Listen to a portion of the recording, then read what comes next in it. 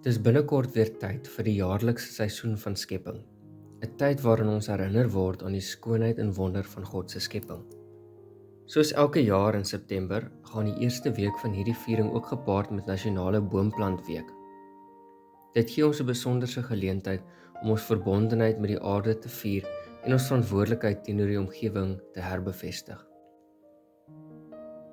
Die Bybel vertel ons dat God ons geskep het om rentmeesters van die aarde te wees, om die skepping te bewaar en te versorg.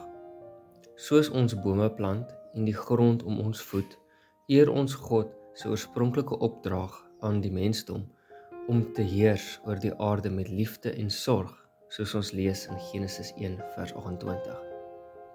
Elke boom wat ons plant is 'n teken van hoop en lewe, 'n klein maar betekenisvolle daad wat die gesig van ons planeet kan verander.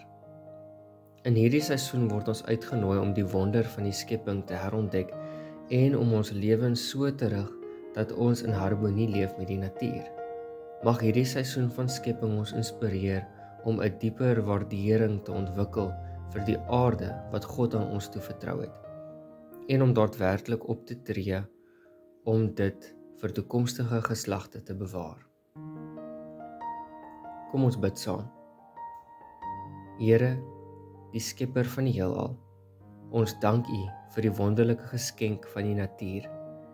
In die komende seisoen van skepping, vra ons U om ons harte te vul met liefde en respek vir die wêreld om ons.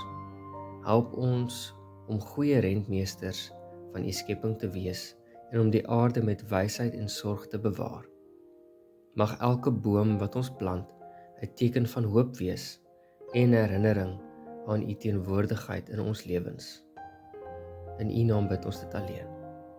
Amen.